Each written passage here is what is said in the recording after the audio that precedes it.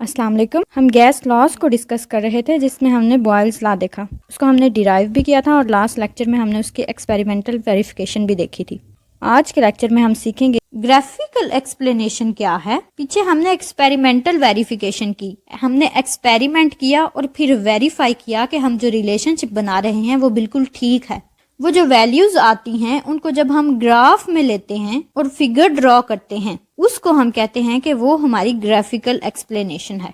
सो देखते हैं कि बॉयल्स लॉ की ग्राफिकल एक्सप्लेनेशन क्या आती है। जब हम किसी भी गैस की स्पेसिफिक अमाउंट लेते हैं कांस्टेंट टेम्परेचर के ऊपर, कांस्टेंट टेम्परेचर हम कौन सा यूज कर रहे हैं, 0 डिग्री सेल्सियस। जब हमने वो स्पेसिफिक अमाउंट सिलेंडर में ले ली है उसके ऊपर एक पिस्टन लगा हुआ है, जैसे हमने एक्सपेरिमेंटल वेरिफिकेशन में देखा। जब हम प्रेशर चेंज करेंगे उस गैस का तो वॉल्यूम ऑटोमेटिकली चेंज हो जाएगा।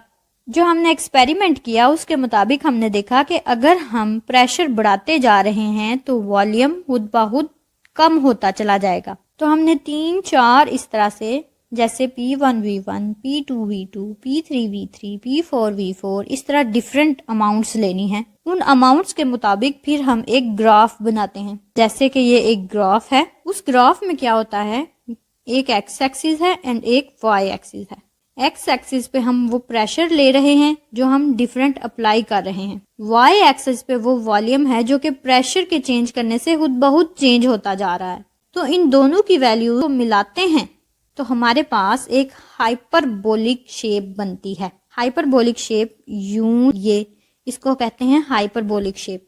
चूंकि सेम टेम्परेचर के ऊपर हमने डिफरेंट क्वांटिटीज ली हैं तो सेम टेम्परेचर के ऊपर जो हम ग्राफ लेते हैं उसको हम कहते हैं आइसोथर्म।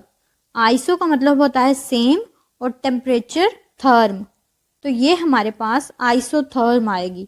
जो हमने ग्राफ देखा वो 0 डिग्री सेल्सियस पर था। It means temperature is equal to 273.16 kelvin और 0 डिग्री सेल्सियस।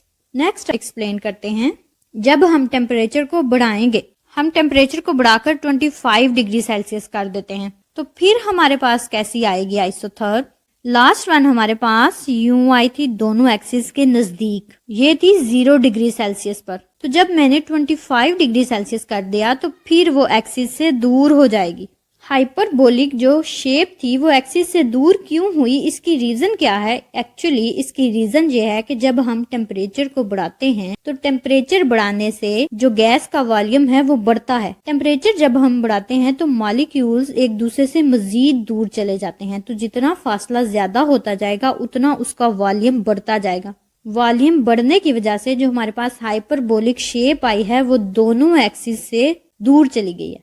ये भी एक आइसोथर्म ही होगी क्योंकि हमने जितनी भी इसमें वैल्यूज ली हैं वो सेम टेम्परेचर पर हैं।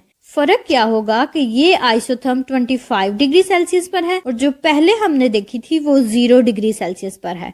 तो जो 25 डिग्री सेल्सियस पर है वो एक्सिस से दूर चली जाएगी।